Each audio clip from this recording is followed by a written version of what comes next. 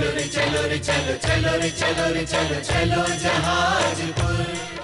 कहीं जन्म का सूरज उगता, कहीं मरण की बेला रे, द्रव्य नहीं पर्याय बदलती, ये सदगुरु का कहना रे। क्या कहा मैंने? कहीं जन्म का सूरज उगता और कहीं मरण की बेला रे। कोई आ रहा है, कोई जा रहा है,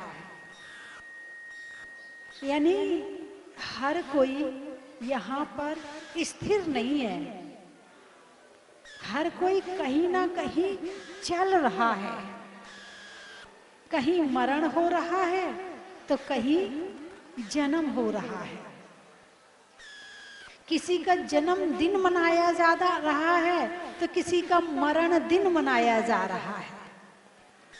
आदमी सुबह जन्मदिन मनाने जाता है किसी का, दोपहर में किसी के शादी में जाता है और शाम को किसी के मरण में जाता है।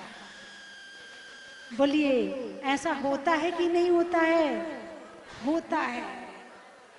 ऐसा होने के बाद, ऐसा देखने के बाद क्या आपके मन में कुछ नहीं होता है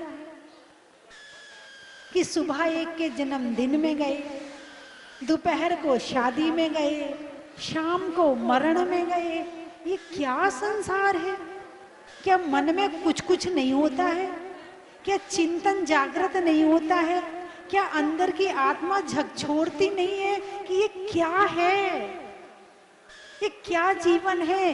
ये क्या जिंदगी है? ये सब क्या हो रहा है संसार में? जीवन आखिर है क्या?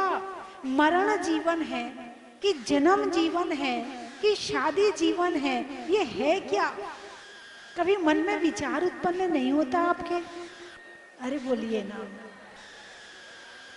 अभी कल ही एक थोड़ा सा प्रसंग आया कि एक की मृत्यु हो गई, एक का जन्मदिन मनाया गया।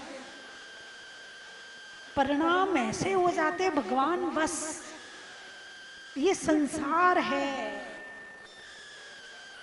और किसका मरण कब, कहाँ, कैसे होना है उसे पता नहीं है। ज्योतिषी आपका भविष्य बताता है, भाई साहब बहुत पैसा आने वाला है, भाई साहब बहुत आपका काम बढ़िया चलने वाला है, आपकी शादी होने वाली है, आपका ये होने वाला है, आपका वो होने वाला है। इतना तो ज्योतिषी बता देता है। उसके बाद में वो ज्योतिषी क्या ये बता पाता है कि भैया ये नहीं होने वाला है, इसके बीच में कुछ और भी होने वाला है? क्या होने वाला है? तो ये काम कर नहीं पाएगा, तुझे जाना पड़ेगा। ज्योतिषी ये नहीं बता पाता है। कई बार जब बचपन में किसी के साथ कोई घटना घट जाती है तो लोग जो है बहुत परेशान होते, बोले उस ज्योतिषी ने कहा था इसकी इतनी आयु है, उस ज्योतिषी ने कहा था ये तो बहुत जिएगा, लेकिन यहाँ तो कुछ भी नहीं हुआ, और देखो इसकी तो मृत्यु हो गई। खूब परेशान होते हैं। लेकिन जो जितनी सांस लेकर आया है, एक सांस वो ज्यादा नहीं ले सकता है। उसे अगली सांस लेने के लिए अगला शरीर धारण करना पड़ेगा, अगला जन्म लेना पड़ेगा, तब उसकी अगली सांस आएगी। जितनी सांस वो लेकर आया है, एक सांस भी वो ज्यादा नहीं ले सकता है। और मृत्यु के समय तुम्हारे पास कौन रहेगा पता है? सारी जिंदगी गीत गाते हो, तुम मेरे हो, तुम मेरे हो, ये मेरा है, बेटा मेरा है, बेटी मेरी है, परिवार मेरा है, पति मेरा है, पत्नी मेरी है। सारी जिंदगी गीत गाते हो और अंत समय कौन साथ रहेगा ये कोई गारंटी नहीं है कि मरते समय अकेले जाना पड़े। कोई साथ नहीं जाएगा। ये साथ साथ के गीत, ये वायदे, ये कसम, ये सब क्या है? सब झूठा है, सब झूठा है, कोई किसी के साथ नहीं जाएगा। और यदि वो विचार करता है कि कोई किसी के साथ जा रहा है, झूठा भ्रम पैदा करता है, तो वो धोखे में है। किस में है? वो धोखे में है। और जब वास्तविकता सामने आएगी और जब दिल टूटेगा तो बड़ा परेशान होगा। और पहले से ज्ञान हो जाए कि ऐसा हो सकता है, ऐसा होगा, और जब घटना घटेगी तो फिर परेशानी होगा। हमें तो पता था ऐसा तो हो सकता है, हो जाएगा ऐसा, देखो उनके साथ में हुआ था, देखो उनके साथ में हुआ था। श्री कृष्ण के जीवन को जानते हो? 3 खंड के अधिपति, और कितना बड़ा कुनवा था, कितना बड़ा कुटुंब था कि पूरा महल चहल पहल से भरा रहता था। इधर इतने सारे भाई, इतने सारे चाचा ताऊ, इतने सारी माताएं, इतने सारी पत्नियां। कितनी पत्नी थी? 18,000 रानियां थी। कितनी थी? 18,000 रानियां थी। और जब मृत्यु हुई तो पास में कौन था? बोलिए। ना महल था, ना मकान था, ना झोपड़ी थी, ना उनके पिताजी थे, ना 18,000 रानियां थी। जो सगा भाई हैं, दिन रात कलेजे से लगाए घूमता था, बलराम बलभद्र, वो भी पास में नहीं था। जब मृत्यु आई तो अकेले जाना पड़ा। किसकी बात कर रही हूँ? किसी सामान्य व्यक्ति की बात नहीं कर रही हूँ। किसकी बात कर रही हूँ? महापुरुष नारायण श्री कृष्ण की बात कर रही हूँ कि जाते समय अकेले जाना पड़ा। कौन किसके साथ आया है और कौन किसके साथ जाएगा? अकेले आए हैं और अकेले जाना पड़ेगा। जिस समय कोरोना का समय आया था, क्या हुआ? जिसको कोरोना में जो चला गया वो तो अकेले गया ही गया है, लेकिन जिसे कोरोना हुआ था घर वालों ने कैसे छोड़ा था? पत्नी कहती थी दूर रहो, कमरे से बाहर मत निकलना, तुम्हारी रोटी वहीं दे दूंगी, और अपनी थाली खुद ही मांज लेना, मैं नहीं मांजूंगी, अपने कपड़े खुद ही धो लेना, मैं नहीं धोऊंगी। अरे बोलिए ना, सबको अपने प्राण प्यारे हैं, कोई किसी को प्यारा नहीं है।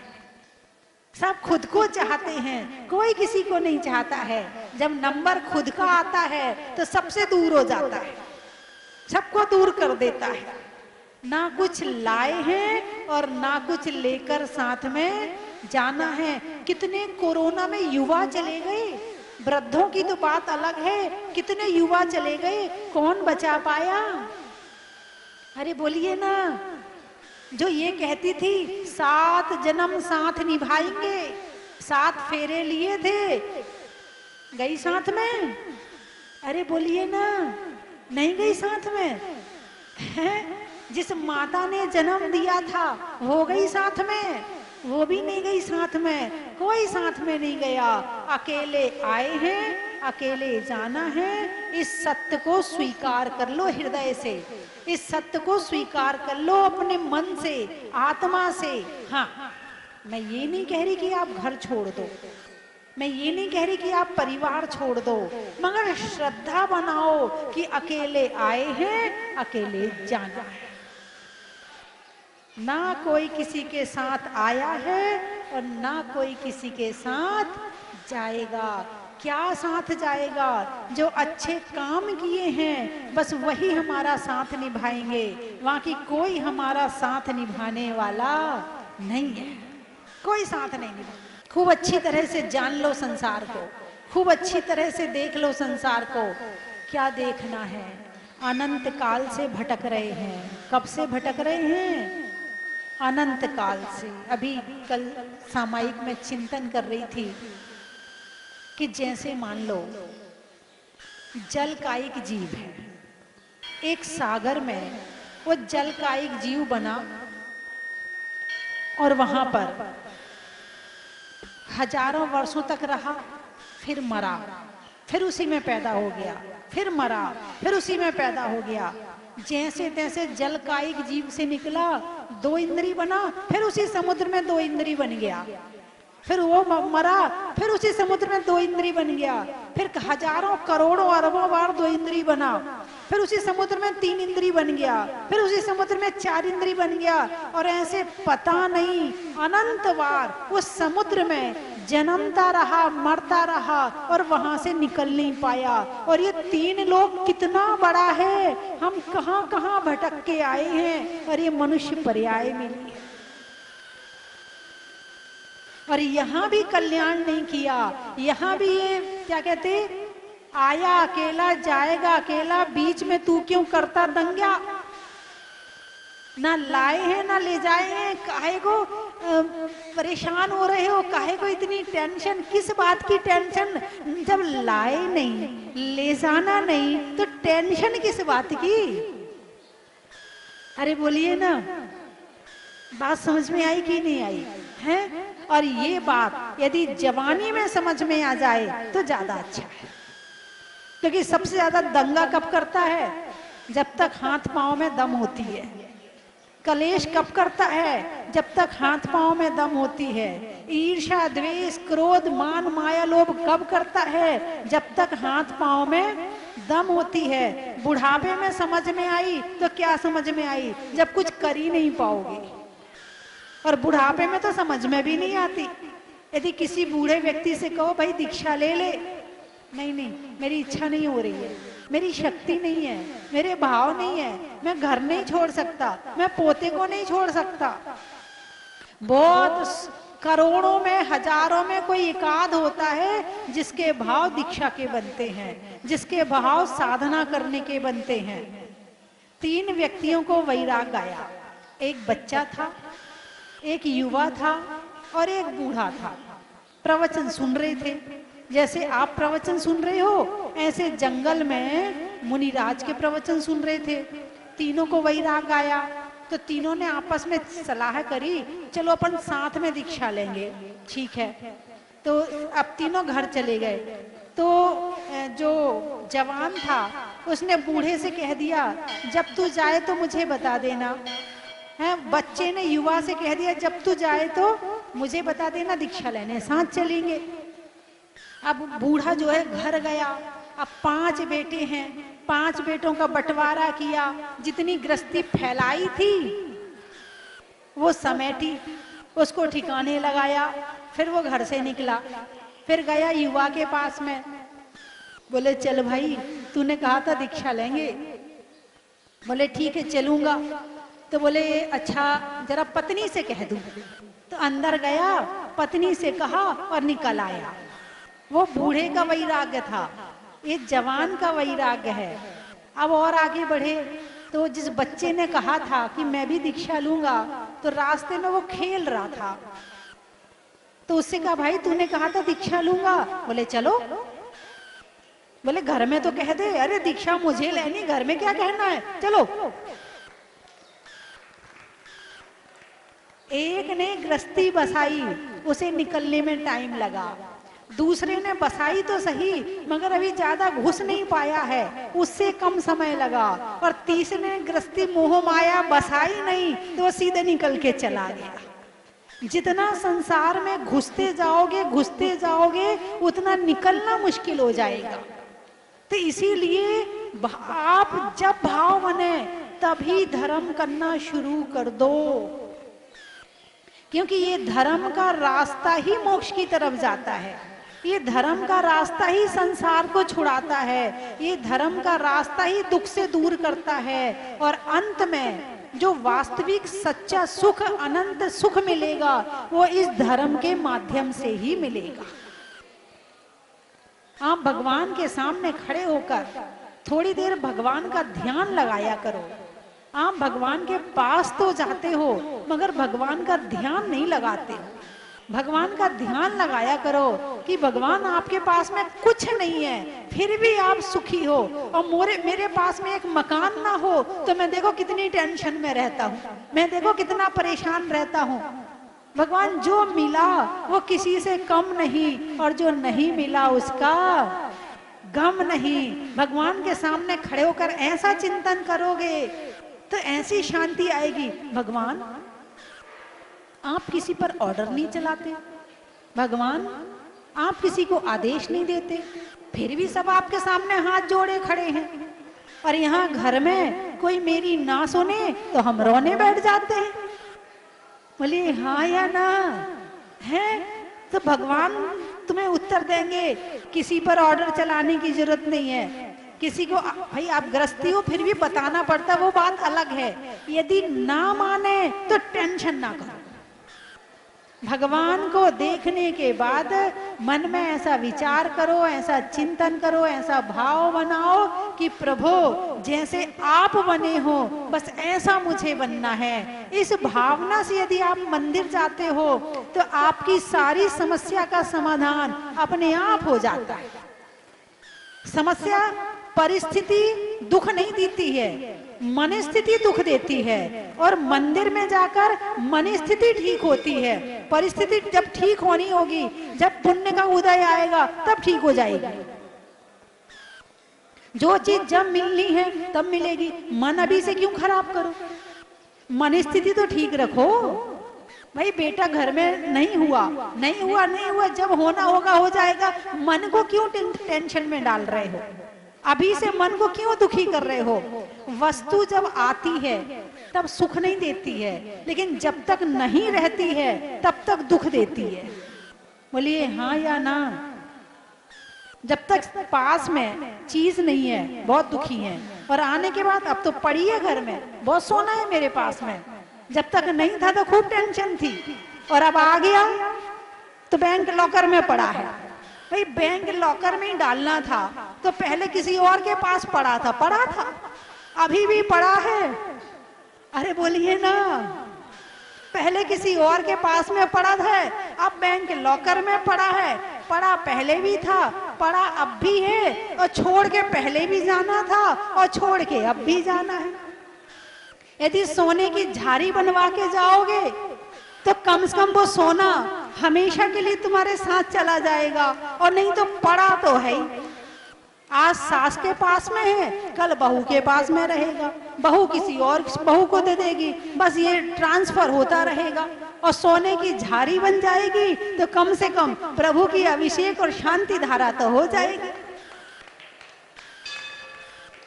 जिस सोने की आपने तिजोरी में रख दिया है और उसकी आप रक्षा करते हो, तो जो रक्षा करने वाला होता है उसे क्या कहते हैं? चौकीदार। अरे बोलिए ना, क्या कहते हैं? चौकीदार। और जो सोने को पहनता है अथवा दान करता है वो कौन कहलाता है? मालिक। क्या कहलाता है? दान कर दिया आपने, मेरी चीज है, मैं चाहे जहां लगा दूं, मैं चाहे मंदिर में सोने की झाड़ी बनवा दूं, मैं चाहे सोने का कलश बनवा दूं, भगवान की अभिषेक शांति धारा करवाने के लिए मैं मालिक हूं। यदि आपने अपने हाथ से दिया है तो आप मालिक हैं, और आप केवल रक्षा कर रहे हैं। अरे बोलिए ना, जोर से बोलिए ना, कितनी मुश्किल हो रही है कहने में।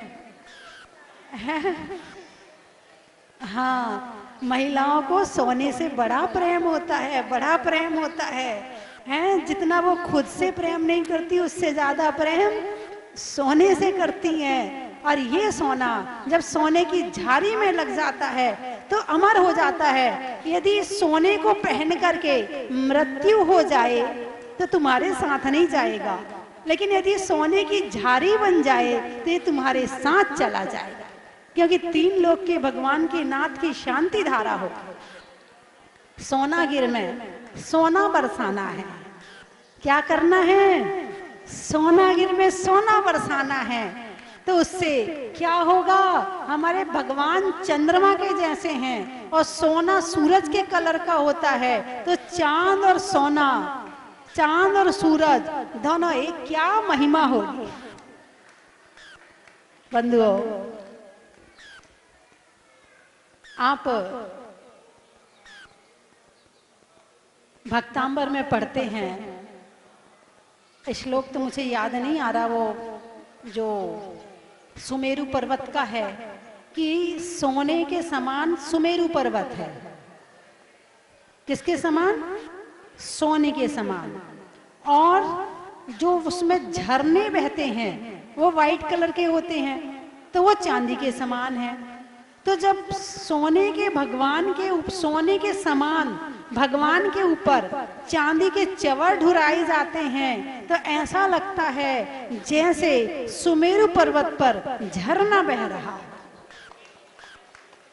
है। हाँ, 33 नंबर का श्लोक है ना। चलिए आप पढ़ लेना, अब आप पढ़ लेना, अर्थ निकाल लेना। अर्थ मैंने आपको बता दिया, अब निकाल आप लेना। मैंने आपको भाव बता दिया, मेरे अंदर भाव भरे हैं। श्लोक का क्रम निकल गया है, भाव भरे हैं। और अभी भी कुछ महिलाओं ने सोने की अंगूठी दी है ना। इन हाथों की शोभा अंगूठी से कम और दान से ज्यादा होती है। यदि इन हाथों ने कभी दान नहीं दिया है तो समझना ये हाथ मिलना और नहीं मिलना बराबर है। एक अंगूठी नहीं, 10 अंगूठी पहन लेना, कोई शोभा नहीं पाएंगे, क्योंकि हाथ तो पशुओं के नहीं होते, इसलिए वो कुछ अच्छा काम नहीं कर पाते हैं। और मनुष्य को हाथ मिले और वो अच्छा काम नहीं कर पाया, तो हाथ मिलना और नहीं मिलना बराबर हो गया। हाथ मिले हैं, अभिषेक करो, पूजा करो, शांति धारा करो, आहार दान दो, हैं, अच्छे अच्छे काम कर लो। और यदि हाथ से अच्छा काम नहीं किया तो अगले जन्म में ये हाथ पांव बन जाएंगे। क्या बन जाएंगे? अरे बोलिए ना। पांव बन जाने का मतलब त्रियांश गति में चले जाएंगे। भाई आपका बेटा आपसे पैसा लेकर जाए और गलत काम करे तो आप क्या कहते हो? इस बार तो तुझे पैसे दे दिए, अब अगले बार बिल्कुल नहीं देंगे, तू गलत काम करके आता है ना। ऐसे ही इस जन्म में हाथ मिले और अच्छे काम नहीं किए तो कर्म कहता है तुझे हाथ मिले थे, तूने अच्छे काम नहीं किए, अब अगले जन्म में तुझे हाथ मिलने वाले नहीं है। इसलिए इन हाथों से कुछ अच्छे काम जरूर कर लेना। बंधुओं, नाटक एक शब्द है। नाटक, नाटक देखते हो?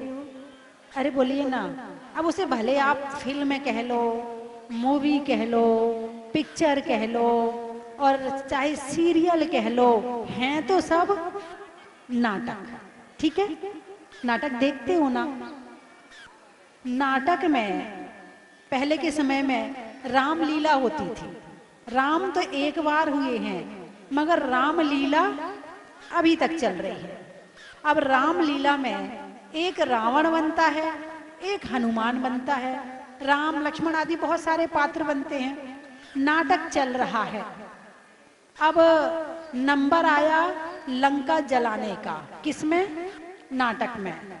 और हनुमान ने आग लगा दी। ठीक है, अब रावण क्या करेगा? लंका में आग बुझाएगा। क्या करेगा? लंका में आग बुझाएगा। इत्तेफाक से उस नाटक के रावण के कान में जाकर किसी ने कह दिया कि भैया तेरे घर में आग लग गई। अब वो कौन सी आग बुझाने जाएगा? नाटक की आग बुझाएगा या अपने घर की आग बुझाएगा? अरे बोलिए ना। है, इस लंका में आग लगी, नकली लंका में आग लगी, इसका दुख ज्यादा है कि घर में जो आग लगी उसका दुख ज्यादा है? बोलिए। घर का दुख ज्यादा है। क्यों? ये लंका कुछ समय की थी। मान लो 4 दिन का नाटक है, रामलीला 8 दिन चलती है, ये 8 दिन का नाटक है, और घर में रह रहे हैं तो 60-70 साल का नाटक है। नाटक तो दोनों ही है। छोड़ के ये भी जाना है और छोड़ के वो भी जाना है। ये नाटक किसी डायरेक्टर के इशारे पर कर रहे हो और वो नाटक कर्म के इशारे पर चल रहा है। कर्म कहता है रो तो तुम रोते हो, कर्म कहता है तुम हंसो तो तुम हंसते हो, कर्म कहता है क्रोध करो तो तुम क्रोध करते हो, कर्म कहता है ये संपत्ति इकट्ठी करो तो तुम संपत्ति इकट्ठी करते हो। यानी पूरा जीवन केवल कर्मों के इशारे पर चलता है। मगर फर्क इतना है कि कर्म हमें दिखते नहीं हैं, तो हमें लगता है ये सारा काम हम कर रहे हैं। सारा इशारा कर्मों का है। तुम यहाँ बैठे हो तो कर्मों की वजह से, तुम पलक भी झपक रहे हो तो कर्मों की वजह से, तुम बीमार हो तो कर्मों की वजह से, तुम स्वस्थ हो तो कर्मों की वजह से।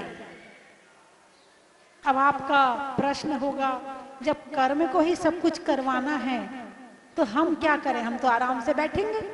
नहीं, जब कर्म का उदय मंद होता है, पाप कर्म का उदय, जब पाप कर्म का उदय मंद होता है तो अच्छे काम के पुरुषार्थ में सफलता मिलती है, और जब पाप कर्म का उदय तीव्र होता है तो अच्छे काम में सफलता नहीं मिलती है। मगर ये जरूर जानो कि जो कुछ है वो कर्म के उदय में है। ये नाटक, ये हमारे जीवन का जो डायरेक्टर है ना, वो कर्म है। हम ये ना समझे कि हम कर रहे हैं। हाँ, जो ये समझ लेता है हम कर रहे हैं, उसे, जो रावण है वो नाटक में केवल 8 दिन के लिए रावण है, उसके बाद उसकी फिर वापस अपने रूप में आ जाएगा। ये जो हम बने हैं, जिसको जो नाम मिला है, सीता, गीता, संगीता, जो भी जिसको नाम मिला है, है ना, तो वो नाम जो है कितने दिन के लिए है? जब तक ये शरीर है तो नाम है, और जैसे ही शरीर छूटा फिर अगला जन्म में दूसरा शरीर मिल गया, फिर हमारा नाम बदल गया, फिर तीसरा नाम हो गया। बस ये ही कर रहे हैं। और ये भ्रम आज से नहीं है, अनंत काल से है। अनंत काल से भ्रमित होकर जिए जा रहे, जिए जा रहे, जिए जा रहे हैं। और जिस भ्रम के टूटने का नाम है वैराग। इस भ्रम के टूटने का नाम है वैराग, और वैराग्य से फिर आगे बढ़कर इस भ्रम को तोड़कर और फिर आत्मा को शुद्ध बनाने का नाम है धर्म की साधना।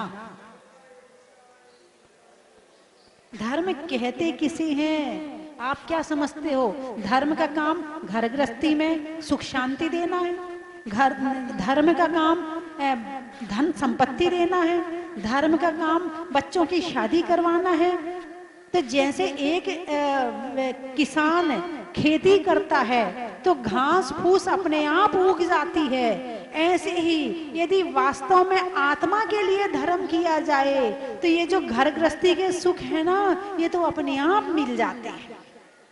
किसान कभी भी घास फूस के लिए खेती नहीं करता है। आप धर्म करो, आत्मा के लिए करो, आत्मा को सुखी करने के लिए करो, एक घर के सुख तो अपने आप मिल जाएंगे। लेकिन जो धर्म करता है घास फूस के लिए, उसे क्या कहा जाएगा? अरे बोलिए ना, धर्म किसे कहते हैं? धर्म को तो समझो। अभी 10 लक्षण पर्व गए हैं, 10 धर्मों की आपने आराधना करी, उपासना करी। धर्म है क्या? जिसने धर्म को समझ लिया, जिसने धर्म को जीवन में उतारने का प्रयास किया, वो एक दिन मंजिल पर पहुंच जाएगा। और तड़फ होती है अंदर में, ऐसी तड़फ होती कि भगवान कब ये छूटेगा। जिसको वास्तव में ज्ञान हो जाता है वो इकट्ठा नहीं करता है, वो तो ये सोचता है भगवान कब छूटेगा, कब मैं आपके जैसे निर्ग्रंथ बनूंगा, कब मैं आपके जैसे इस सांसारिक बंधन से मुक्त होऊंगा और अपनी आत्मा का ध्यान करूंगा। तो मेरी बात आपकी समझ में आ गई? अरे बोलिए ना, कितने अच्छे लोग हैं। किस किस की समझ में आई? जरा हाथ उठाकर बताना। तो जितना सोना चांदी पहने हो आज सब झाड़ी के लिए। अब आप कहोगे माता जी अच्छा हुआ आज हम पहन के नहीं आए। ये मोह 1 मिनट में घेर लेता है, एक क्षण में, पलक झपकते में घेरता है। एक होता है दान करना। धन की 3 गति हैं, दान, भोग और नाश, ठीक है। अब ये मंदिर कितने वर्ष पुराना होगा? तो जिसने अपना पैसा लगाया वो लेके तो नहीं गया, लेकिन आज तक कितने लोगों का भला हो रहा है। ऐसे ही उस सोने को तुम झाड़ी में लगाओगे, तुम लेके तो नहीं जाओगे, मगर उस झाड़ी से कितने समय तक शांति धारा चलेगी। तो ऐसे वो चीज अमर हो जाती है। आपने, हाँ बहुत बढ़िया, हमारे बेटे का प्रश्न है, हमने इतनी मेहनत से कमाया है तो कैसे दे दें? बस अभी यही तो समझाया था बेटा, तुमने नहीं कमाया, तुम्हारा पुण्य नहीं होता ना तो किसी झोपड़ी में पैदा होते भिखारी के यहाँ। तुम्हारा पुण्य था इसीलिए तुम यहाँ आए, और मेहनत से कमाया ये भी मत कहो। पुण्य ना हो तो सफलता नहीं मिलेगी। जो कमाया है वो मेहनत तो है, लेकिन बिना पुण्य के मेहनत में सफलता भी नहीं है। इसीलिए आप मेहनत कर रहे तो ये मत कहो कि मेरे मेहनत से आया है, ये कहो मेहनत से नहीं पुण्य से आया है। पहली बात, वो पुण्य कहाँ से आया है? वो पुण्य आया है देव शास्त्र गुरु की भक्ति से। तो जहां से आया है वहीं लगा दिया। सुख कहाँ है? सोने में है या आत्मा में है? तो हमारे भगवान क्या पहने हैं? कुछ नहीं पहने ना। इसका अर्थ समझो, आप मंदिर जाते हो तो भगवान से बातचीत किया करो। करते हो? वो एक बच्चे के लिए एक बार जोरदार तालियां बजाइए। कम से कम बच्चे के मन में प्रश्न आए तो सही, इसने हमसे पूछा तो सही, हिम्मत तो करी। बहुत बढ़िया बेटे, बहुत अच्छे, आशीर्वाद। देखिए, एक स्वर्ण कंकन किसने दिए हैं? मध्यम में करो, मध्यम में आएगी। यहाँ दान किया है तो लोग यहाँ के अपनी भावनाओं को पवित्र करेंगे, ठीक है। और किसी गरीब को दान तो तुमने कर दिया, उस दान का खाकर वो कितनी माला फेरेगा, वो कितनी पूजा करेगा, कितने विधान करेगा। वो तो अपात्र में आता है, वो उसे करुणा दान कहा, उसे दान भी नहीं कहा। ठीक है, आपके मन में आया है तो कर दो, अच्छी बात है, लेकिन दान में तो ये ही आता है, ठीक है। देखिए, हाँ, बहुत लोगों की भावना आजकल यही बन गई है, गरीबों को दो ना, गरीबों डाला है। कहाँ डाला? गरीब के अंदर।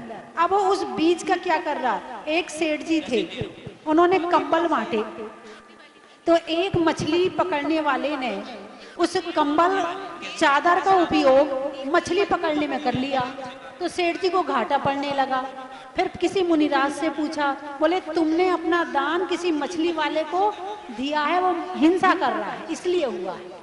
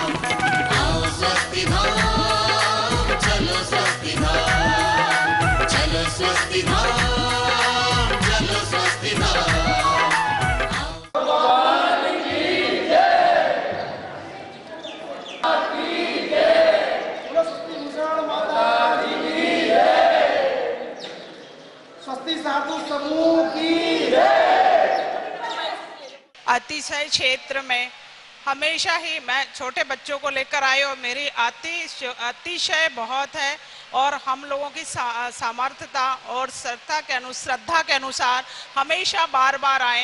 या माता जी मुझे आशीर्वाद दीजिए और परिवार सहित हम लोग बार बार आए, और सभी लोग श्रद्धालुओं का सर्व कल्याण हो। भगवान के साथ सामने में यह कहकर नमोस्तु भगवान, नमोस्तु भगवान, नमोस्तु भगवान, मोक्ष मार्गस्य नेतारम भेतारम कर्मुवताम ज्ञाताराम विस्तत्वानां वंदे तद्गुण लब्धे। हे भगवान, जैसे आपके पास गुण है, हम सभी जीव प्राणी के पास गुण हो जाएं, वैसे ही हम बन जाएं, यही सोचकर, यही भावना के साथ नमोस्तु भगवान, नमो। हम यहाँ बार बार आते हैं क्योंकि दादा के दर्शन यदि 2-3 महीने में एक बार ना करे तो हमें अच्छा नहीं लगता है। हमारे लिए तो ये दूसरा घर है, और जब से यहाँ से जुड़े हैं तब से यहीं से जुड़ के रह गए हैं। जय जिनेंद्र। छोड़ के जाना है प्रभुवर तेरे चरणों को कहाँ छोड़ के जाना है, सच्चा तेरा द्वारा है के हैं सारे जग के नाते तो प्रभु चार दिनों के हैं।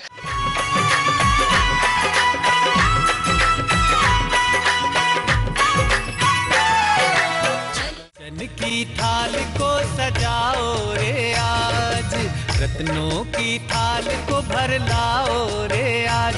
आओ आओ करे रे गुणगान आरती भगवन की, आओ आओ करे गुणगान आरती भगवन की। आओ आओ करे रे गुणगान आरती भगवन की।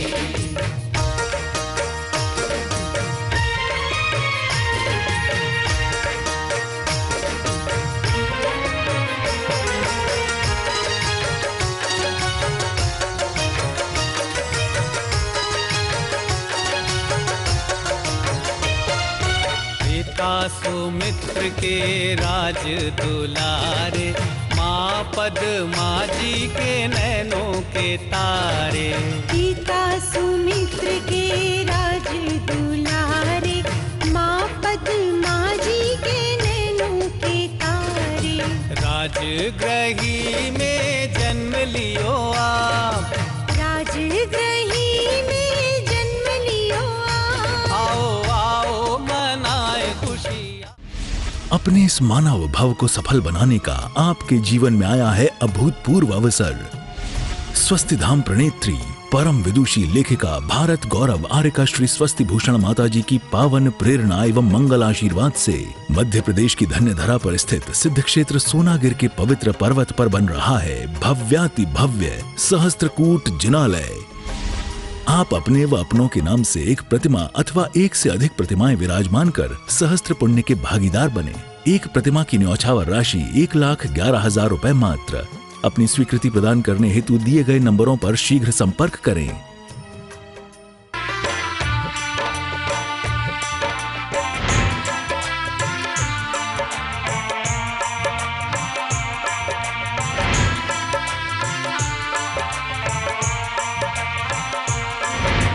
चलो रे चलो रे चलो चलो रे चलो रे चलो चलो जहाजपुर।